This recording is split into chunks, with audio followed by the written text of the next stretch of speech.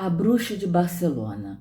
Por esse título, até poderia ser um conto, uma fábula, uma lenda, mas não é. Na verdade, trata-se de uma história absurda, porém verídica, e que deixa um questionamento. Até que ponto a maldade e a ambição podem levar uma pessoa a se tornar tão desumana? É logo depois da chamada.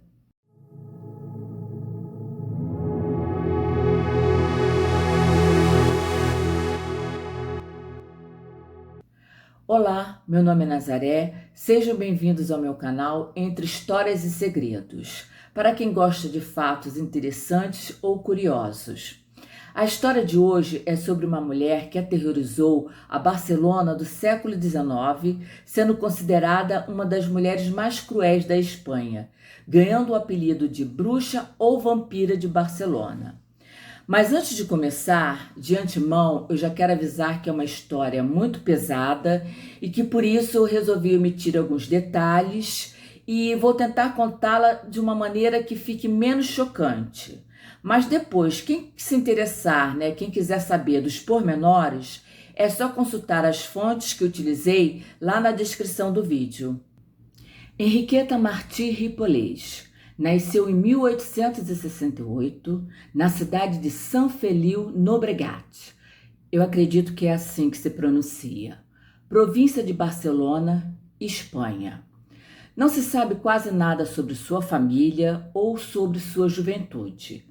O que se sabe é que ela se mudou para Barcelona antes de completar 19 anos e trabalhou em várias casas de família como babá, durando pouquíssimo tempo em todas elas. E após esse breve período cuidando de crianças, Henriqueta então resolveu usar a sua beleza para ganhar dinheiro de outra forma, trabalhando em bordéis baratos. Por meio desse novo ofício, os bordéis, Henriqueta até chegou a ganhar um dinheiro que lhe possibilitou arrumar um lugar para morar. Só que, ao perceber que ela não estava ganhando muito dinheiro nesse novo ofício, Henriqueta resolveu se casar com Juan Pujaló, um pintor mal-sucedido. O casamento foi um desastre. Entre idas e vindas e traições por parte da Henriqueta, durou em torno de 10 anos. Até que finalmente se separaram e ela, em 1909, abriu seu próprio bordel com foco na prostituição infantil, com crianças entre 5, 15 e 16 anos. O lugar é frequentado por todos os poderosos da Barcelona. E a tática da Henriqueta era atrair crianças e adolescentes pobres, e quando eles caíam em suas garras, logo perdiam as suas identidades, porque a primeira coisa que ela fazia era trocar os seus nomes e depois jogá-los no bordel. Ainda em 1909, aconteceu um evento que iria complicar a vida da Henriqueta Martí, uma rebelião social chamada a Semana Trágica, em que cerca de 40 igrejas foram queimadas. Por causa disso, as rondas foram intensificadas pela polícia e foi aí que as práticas cometidas no seu bordel foram descobertas, resultando na sua prisão e na prisão de um cliente ilustre, membro de uma família da elite de Barcelona. Na época, ela chegou a ser processada, mas devido aos seus aliados influentes, ficou pouco tempo presa. E, para surpresa de todos, os arquivos de seu processo sumiram misteriosamente. Ao sair da prisão, ela voltou ao ofício da prostituição, só que dessa vez ela iria intensificar os seus crimes. Henriqueta passou a agir no bairro do Raval, um lugar em que as pessoas viviam em situação de extrema miséria. E agora, além de raptar as crianças para a prostituição infantil, ela também iria usá-las para outros fins. É nesse ponto que a história fica mais tenebrosa, porque ela passou a escolher as crianças mais novas para dar fim à sua existência. De acordo com a polícia da época, Henriqueta Martí começou a se dedicar à feitiçaria, passando a utilizar o sangue e outras partes dos corpos das crianças para confeccionar poções, elixires, cremes faciais, cremes corporais, remédios, para determinadas doenças, como a tuberculose, por exemplo. E isso porque havia uma crença de que o sangue das vítimas, por serem muito novas, poderia oferecer uma vida mais longa. Esses produtos eram vendidos aos cavalheiros e damas da elite de Barcelona. E pasmem, essas pessoas tinham total conhecimento de como eles eram feitos e, além de comprá-los, ainda acobertavam a Henriqueta. A bruxa ou vampira de Barcelona ganhou muito dinheiro com as suas atividades perversas. Comprou vários imóveis, vivia confortavelmente e levava uma vida dupla. De dia ela se disfarçava de mendiga e entrava na fila do pão dos pobres como pretexto para se aproximar das suas vítimas. Mas à noite se apresentava como um verdadeiro membro da realeza, com as suas joias, roupas e perucas caras.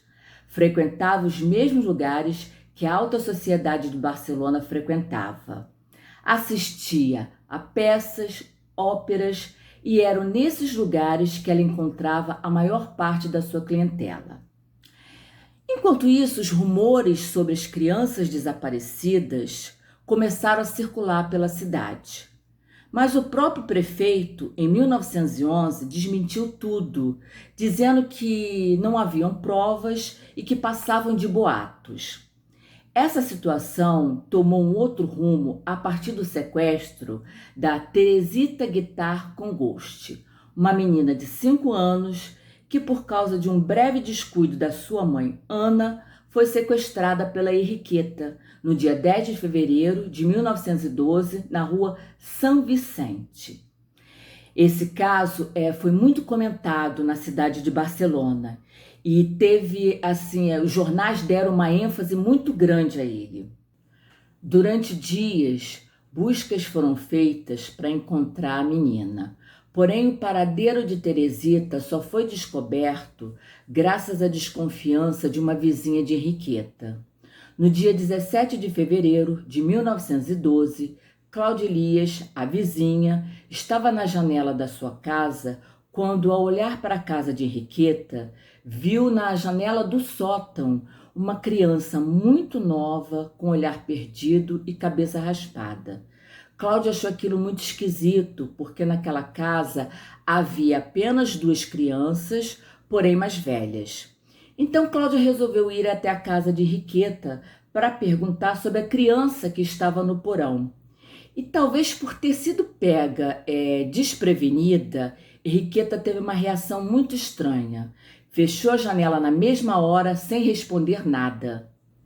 Cláudia resolveu ir à polícia contar o que tinha visto. Mas só 10 dias após a sua denúncia, ou seja, no dia 27 de fevereiro de 1912, que o brigadeiro Ribot foi averiguar. Ribot chegou na casa de Henriqueta ainda na parte da manhã.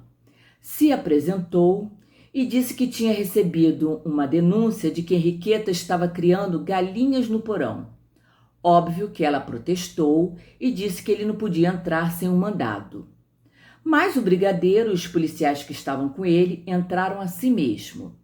E logo de cara viram 2 meninas, uma um pouquinho maior e outra bem novinha. Então ele se aproximou da mais novinha e perguntou: "Qual é o seu nome?" E ela respondeu: "Felicidade." Mas como ele já estava desconfiado daquela situação, insistiu: "Você não se chama Teresita?" E então a menina deu a seguinte resposta: "Aqui eu me chamo Felicidade." Ao ser questionada por Ribot sobre a identidade da criança, Henriqueta disse que não sabia de nada, que a encontrou perdida na rua e por isso a levou para casa. Diante disso, aos 43 anos, a mulher identificada como Henriqueta Martí Ripollet foi levada à sede policial para prestar esclarecimentos. Quanto à outra menina que foi encontrada com a Teresita, se chamava Angelita, e depois a própria Henriqueta confessou que a menina não era sua filha, e sim sua sobrinha, que foi raptada por ela logo após o parto. Como que ela fez isso? Ela enganou a própria cunhada, a irmã do seu ex-marido, dizendo que o bebê tinha nascido sem vida. Outro fato também estarrecedor e que veio à tona mais tarde é que o Pepito, o menino que vivia como filho de Henriqueta e irmão de Angelita, também tinha sido sequestrado. E quando questionada sobre o paradeiro do menino, ela alegou que, por causa de uma doença, ele foi levado para o campo. Mas a verdade é que o Pepito já não estava mais com vida. Conforme a investigação avançava, mais horrores se descobria. Outros casos de raptos, novas testemunhas. Porém, o depoimento de Angelita, a suposta filha, foi o mais importante, pois ela revelou todas as atrocidades que presenciou. Os policiais vasculharam minuciosamente todas as propriedades de Henriqueta adquiridas no período de 10 anos, e em todas encontraram inúmeras provas contra ela. Diante de todas as evidências, só restou então a confissão. A lista feita por Henriqueta, com os nomes dos possíveis clientes, estavam médicos, mulheres da alta sociedade, artistas, advogados, entre outras pessoas públicas. No entanto, os nomes verdadeiros não foram divulgados, foram trocados por fictícios para evitar linchamento. E apesar das evidências mostrando que essas pessoas também tinham uma índole perversa, um jornal alegou que aquelas pessoas eram boas e que também tinham sido vítimas da criminosa. Como resposta, Henriqueta declarou: meus clientes eram monstros, talvez piores do que eu. Henriqueta Martí foi enviada para a prisão Reina Malha, em Barcelona, no bairro do Raval, conhecida como Prisão Velha, mas que hoje já não existe mais. Ela atentou contra sua própria vida 2 vezes, sendo necessário colocar 3 detentas consideradas como de bom comportamento para vigiá-la. Mas com o passar dos tempos e com tantas coisas acontecendo, como por exemplo o naufrágio do Titanic em abril de 1912, a população foi perdendo interesse pelo caso. Até que, em 23 de maio de 1913, Henriqueta Martí foi atacada por outras detentas no pátio da prisão e foi a óbito. E esse foi o fim da bruxa ou vampira de Barcelona. Mas eu não poderia deixar de citar aqui que há controvérsias e questionamentos sobre esse caso. Segundo a pesquisadora Elza Plaza, a Henriqueta era tia da Angelita e cuidava da menina por ela ser órfã. E que o único crime cometido pela Henriqueta foi o rapto da Teresita. Além de que a Henriqueta, na verdade, teria morrido de câncer na prisão, sendo cuidada pelas suas companheiras de cela até o seu último suspiro. Inclusive, a Elza Plaza tenta provar que essa história é falsa no seu livro Desmontando o Caso de La Vampira del Raval. Eu acho que é até possível que os jornais e as pessoas, com o passar dos anos, tenham exagerado em algumas coisas. Mas e o depoimento da Angelita? Além disso, com que intenção a Henriqueta raptou a Teresita, levou-a para casa, colocou a menina no porão e raspou a sua cabeça? Inclusive, há fotos da menina quando foi encontrada pelos policiais com a cabeça raspada. Na minha opinião, essa situação é no mínimo estranha e não acho que o rapto da Teresita tenha que ser encarado apenas como o único deslize. Chegamos ao final da história de Henriqueta Martí, que levava uma vida mergulhada em segredos. E caso alguém se interesse, essa história está no filme A Vampira de Barcelona, na HBO Max. Obrigada para quem ficou comigo até aqui E não esqueça de dar aquele apoio para o canal, dando um like, se inscrevendo, ativando o sininho e comentando.